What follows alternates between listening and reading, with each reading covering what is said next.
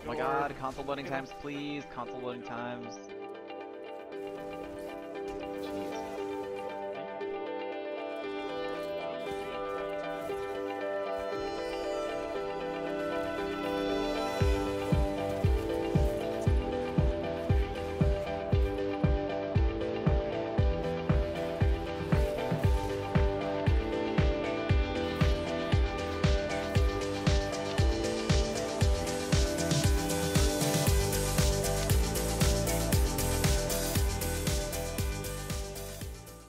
Hello everyone, I am CoolGuy, welcome back. In this video I want to talk about the Trinity Ghoul Catalyst, what it did for the bow, and I want to show you various powerful ways to use it. It's almost limitless. I want to start off with basic ways that build into more advanced things. There's a lot of power here, so not only show the changes, but combinations of gear, subclass trees. I won't be talking about just one way, I'm going to be talking about all 9 Arc subclasses, spread out over the Hunter, Titan, and Warlock. A quick backstory, I've been a huge fan of Trinity Ghoul since it came out. It's one of my favorite weapons in Destiny. About quarterly, I send out a tweet out there into the universe and it simply says buff Trinity Ghoul. I've always liked it, and when the bow came out I did something with it I've never done before, and to this day I still haven't ever done. 3 straight games I had a wee ran out of metal with it, and looking back my thumbnail game has come a long way since then in my opinion. But as far as bows, I use them a decent amount. They're not my top 5 weapons used, but I put a lot of time into them. I don't see too many console players with over 1,000 PvP hush kills. I have a really good grip on the ins and outs of bows. Here's an overview of what changed and how much Trinity Ghoul sticks out. The deal with Trinity Ghoul to me has always been the draw time, because when it came out without the catalyst,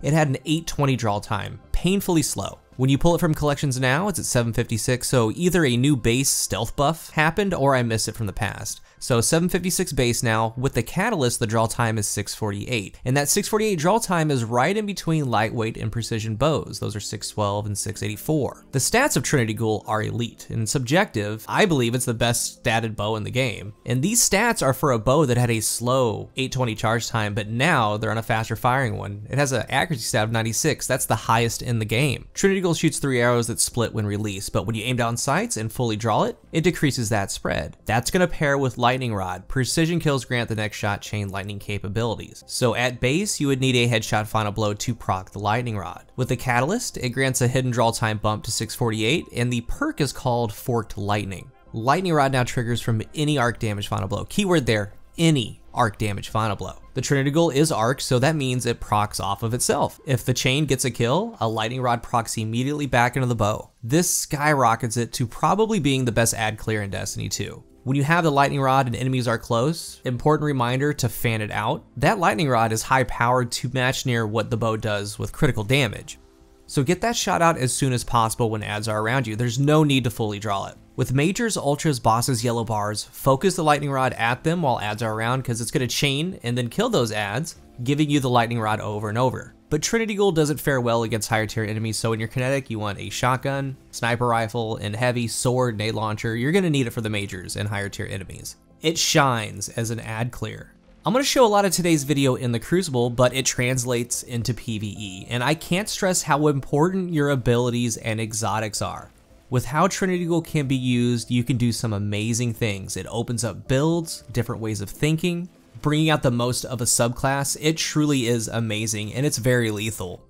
The catalyst seems to drop after your first activity this season, and then when you get it, you need about 400 or so kills with Trinity Ghoul to complete it. With the catalyst equipped, when it says any arc final blow, that is various things. Important thing about the catalyst is that the bow has to be out when that arc final blow happens. As an example, the chromatic fire can work. If you're able to switch back to the bow when that arc explosion happens on that kill, it'll proc the Lightning Rod. Or if you have an arc heavy weapon, if Trinity Ghoul is in your hand when that arc kill happens, it's gonna proc. So it's kind of weird, but it has to be in your hand. Where it's mainly coming from is the bow itself, your arc grenade, and your charged melee. It could also be something that an exotic does that grants arc damage, but it also means your finishers as well if they have arc. So if you have the bow equipped, when you come out of your finisher, you're gonna have the Lightning Rod. Pretty cool stuff. And as I start getting into the Crucible, a lot of this video is with the knowledge that your builds and lethality is gonna be centered around your grenades and your melee. Both of those things are gonna be combined with whatever subclass and exotic you're using. A high stat on whatever you're going for is recommended. So if it's gonna be a grenade build, you want a high discipline. If it's for melee, you want high strength, things like that. For the Crucible, when fully drawn, each arrow does 52 damage, so a total of 156. The body shot is 35 per arrow, so 105. The lightning rod does 51 damage 3 times, so it chains for 153 damage. And when you shoot that lightning rod, when it chains, it can come from the floor, it can come from the ceiling, it can come from one player to the other. It chains 7 meters where it impacted from. The base of everything talked about today is to remember that the lightning rod shot hits near max damage. If you land a headshot with the lightning rod, 30 damage is added, so that 156 turns to 186. This means that buff damage can and will one-shot an enemy, and I'll get to that later. Also remember the fan shot. I'm going to be using that a lot. That's the one that comes out immediately just straight on the floor. It deals 153 damage. It does massive damage. Like as an example, if you were to use a hand cannon, say you have a lightning rod in hand, you could get a headshot or a body shot. As long as that damage is over 40, you're going to be good most of the time. Depending on where your enemy is, you could fan that final blow right next to them, or you can kind of half draw it or fully draw it to shoot the wall behind them, the ceiling above them. So you prime them with a hand cannon and you finish them off with a lightning rod, and that's going to proc another one. So you see the next enemy, you do the same thing, and again, and again. With your charged melee, take Top Street Arc Strider. We're going to go over Hunter in a second. After dodging, you get Deadly Reach, extended melee distance. In close quarters, if you have that lightning rod, say someone's rushing at you, you're rushing at them, you can jump in the air, fan the shot directly down at your feet next to the enemy. It's going to chain, do that 153 damage, and then you have that extended charged melee. That charged melee is an arc final blow. This tree gives your health back, and then you walk away with a lightning rod. Say for the grenade, you can either prime them with Trinity Ghoul, then finish them off with the grenade, or prime them with the grenade, then finish them off with a Trinity Ghoul. Because after you get that arc final blow, another rod is being made. You can just keep cleaning up that area. Along with those two things, you also have Trinity Ghoul itself. If multiple enemies are around each other, be looking to single one out and then chain everything around it. If you get a chain kill, you're gonna get another round. An area is not gonna last if they're close together and grouped up. It's just too good. It's gonna clear it right out. Remember though, it takes 2 shots from the bow to down an enemy. So if you have that lightning rod and you're maining the bow, and you see an enemy coming, you can shoot it at the corner, shoot it behind them before you even see them, because by the time that they're gonna come into your line of sight, they're already gonna be primed with 153 damage. So you just shoot them with a body shot with the bow and then get the lightning rod again. A lot of the time, you're gonna see as we go on, the lightning rod is never actually aimed on an enemy. The only time you really wanna do that is when you get the feeling that it can chain from one enemy to the next. There's so much to talk about. Some of these things are memey, some of them are just fun to do, but some of them are just flat out powerful. And obviously, some builds and exotics are going to be less or better than the other. First, I want to talk about the 3 Arc Strider trees, then we're going to talk about the 3 Titan, and then the 3 Warlock. Top Street Arc Strider has Combination Blow. Killing an enemy with your charged melee triggers health regeneration. Deadly Reach, dodging increases your melee range, and then Combat Flow.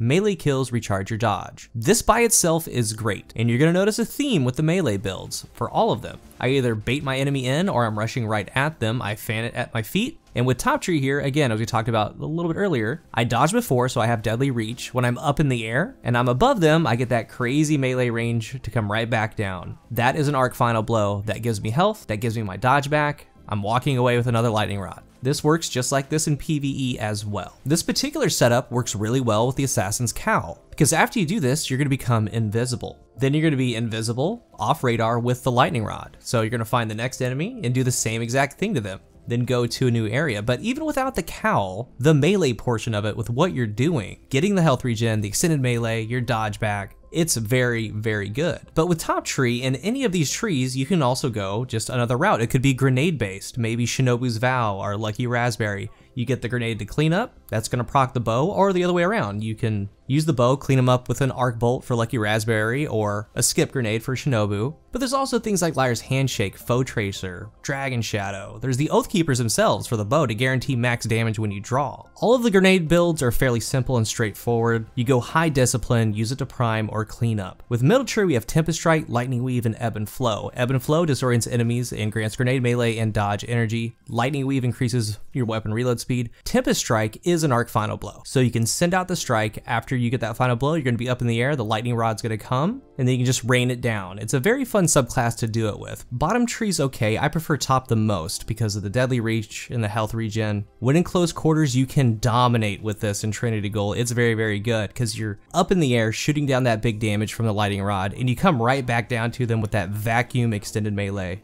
When I have this out in close quarters and people are rushing me or I'm rushing them, I feel very confident. Hunter's good for Trinity Ghoul, but I believe the other 2 classes have more going for it. Moving on to the Titan Arc trees, this is where things start to get crazy, and we still have the Warlock to go. With top tree, we have Shoulder Charge, we have the 2 grenades, and Aftershocks. Damaging enemies with Seismic Strike recharges your grenade. With the Shoulder Charge, a lot comes to mind, one of them being the MK44 Stand-Asides. It gives you about 75% overshield. They did get a buff recently, so that overshield comes up very quick, so you can get in there and get an all but guaranteed Shoulder Charge kill, come out of it with a lightning rod, then go to work. What's really nice about top tree is also those 2 grenades with the Shoulder Charge. All of them are good for arc final blows to get the lightning rods. So with your build, you can spec into grenade or melee. And one thing before I forget, as we go on, I use hands-on for my melee builds, that way I get more super energy on melee final blows. If it's grenade focused, you want ashes to assets. There's a lot of ways to set it all up. The stand-asides are nice, so is the Skullfort. Arc melee kills grant health and melee energy, so you get health after the Shoulder Charge kill, also that melee energy, but with a lot of top tree, it's about being aggressive. I do prefer the stand-asides for top tree Shoulder Charge over the Skullfort, but there's also the Dune Marchers. Not surprisingly, they work well with all 3 arc trees on Titan. Real quick moment here with Dune Marchers. The Antaeus, they're going to be getting nerfed, and with how these work, the 20-meter chain, often going through walls, we should start seeing them soon. It has that arc damage, it fits really well with Trinity Ghoul, and remember, that arc chain damage, as long as you have the linear actuator perk on the screen, it chains arc, so if that gets a kill, that's going to proc a lightning rod, and you don't need that charged melee. With top tree Dune Marchers, you get the lightning rod on the final blow of the Shoulder Charge, so all those other close enemies, they're going to get chained, and then you just fan out at the floor, and they're going to seek and chain them. It's very good and will clear an area fast. And with all these trees, all the other neutral exotics work well too, like Syntheseps, and you're doing basically what I was doing with top tree Arc Strider. You fan at the feet, you have that long melee range, there's OAM, Feedback Fence, Armamentarium, or after the Shoulder Charge, you can use Endmost Light to throw grenades. There's so many ways. Moving to middle tree, we have the Ballistic Slam. When you hit enemies with the slam, it procs Inertia Override. So this means, as you saw in the opening clip, after the slam with Dune Marchers, if it gets a kill, that's going to proc a lightning rod, but you find your next enemies and start shooting the fan shot on the ground if they're close to you. Those deal 61 per bolt because of Inertia Override, 183 damage. And looking back at this clip, it's important as to why you want to fan it out, because that right arrow fanned out and caught that player trying to get away. It chained, got the kill, giving me the lightning rod to use on this enemy that's up close. There's also Inertia Override itself. Sliding over a brick of special reloads your equipped weapon and increased weapon damage. If you have the lightning rod already and you're able to pull it off, it does one shot. The middle tree is being talked about kind of quickly opposed to some of the other trees. It is one of the strongest. It's very to the point. The slam, the area of effect is strong with Dune Marchers, but that isn't to say the Syntheseps or any other exotics can't work well, because they can, but the Marchers are extremely good for a Trinity Ghoul. So let's get into bottom tree. Bottom tree, in my opinion, is a top 5 neutral game in Destiny 2. You can do some really cool things in PvE and PvP with Trinity Ghoul. Bottom tree has 3 important things: Frontal Assault, strike an enemy with this melee ability to reload your current equipped weapon and get increased damage and stability. Reversal, melee kills immediately trigger health regeneration, then knockout. Breaking shields or critically wounding an enemy will increase your melee range and damage. So just like top tree Arc Strider, you get that long melee range, you get a health regen after a kill, and then you have Frontal Assault damage when you come out of it with the lightning rod. With Frontal Assault, with an activating lightning rod, it will one-shot in PvP. So for this bottom tree striker, I recommend using the Skullfort, because in close quarters, you can fan the rod down next to your enemy. When you break their shields, you get knockout, so you have that long melee lunge to go in, get the melee final blow. And when you get that melee final blow, with your melee charge, it resets the melee charge because of the Skullfort, so you can just keep doing it over and over. Paired with the tree, you get the health regeneration, you get Frontal Assault. The Skullfort allows you to continually use Frontal Assault and everything that the tree has to offer. In PvE, it's the same thing. You always have lightning rods, getting health on melee kills if ads get close to you and you need it. You're having increased damage because of Trinity Ghoul. It's an awesome pairing. As long as you're getting the melee final blows, it resets your melee and gets that Frontal Assault timer going. And when you have that lightning rod with Frontal Assault, that chain damage is 61 per chain, so 183 damage. You can shoot it at the floor, ceiling. When you hit them, it will proc knockout, meaning you have that further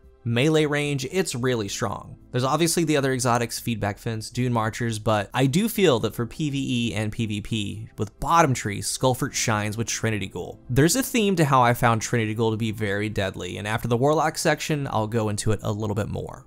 On the Warlock trees and the interactions with Trinity Ghoul, there's some really good ones. The Arc Warlock has a ton going for it when you pair it with Trinity Ghoul, and I'm just going to get right to it. One of the best ways to use Trinity Ghoul is with middle tree Chaos Reach. In PvE, you want Geomag. In PvP, you want to run the Getaway Artist. Chaos Reach has a lot of tools at your disposal to be able to have constant upkeep for Trinity Ghoul and the lightning rods. You have an extended melee with ball lightning. You have Pulse Wave to boost your speed when low health. You have the traces. Defeating an enemy has a chance to create ionic traces. Collecting them grants energy to all abilities. For PvP, you want a high discipline stat and run the Getaway Artist for the turret. When gathering the traces and that high discipline stat combined, you have a near constant uptick for the turret. The Super Soul is an arc final blow, so unlike other classes and ways to use Trinity Ghoul, you can be straight up on the offense. Because if you land a lightning rod headshot for a little over 180 damage, the turret will finish their job. And when it finishes the job, that creates another lightning rod. You also have the ball lightning, so maybe you body shot an enemy with a bow, you just finish them off with the melee. That's gonna give you a lightning rod. With this setup, the traces are key, the turret is key. There's arc everywhere. And with multiple enemies are around, you can chain the lightning rod off the walls. The turret is finding people the whole time, and you're shooting more bow shots, you're throwing the ball lightning. It's very good. For PvE, I believe you do want Geomags here, or possibly Crown to get the traces and the tines going. You're full arc. You're gonna be using Trinity Ghoul and then have good super damage because of the Geomag. But to stop for a second, it doesn't matter what tree you're on, the crown works well. Unfortunately, something like Verity's Brow does not count the chain damage as kills to get a better grenade, but you can still use it. There are some meme type things like the Vesper of Radius. It sends out an arc pulse wave when you cast a riff. This counts as an arc kill, granting a lightning rod. You can use this in PvE as well. Your riff charges faster when you're surrounded by enemies. But one of the best neutral ones is Felwinter's Helm. If you use an arc energy finisher that debuffs the area, all the ones hit with it you do 30% more damage to, because when you come out of that arc finisher, you have the lightning rod. It's very good. Don't sleep on this combination. Then there are your melee builds, the Karnsteins, Ophidians. You can use those to do melee follow-ups from the lightning rod. They're all very good. The top tree has Chain Lightning, it has Arc Web, bottom tree has Rising Storm, it has the Arc Soul when you pop your rift. There's a lot of possibilities. For PvP, out of everything talked about today, I believe mid-tree Chaos Reach with the Getaway Artist turret is the most lethal. It's scary good. And something to note, from what I found in my personal experience, I have over 550 bow kills on Trinity Ghoul.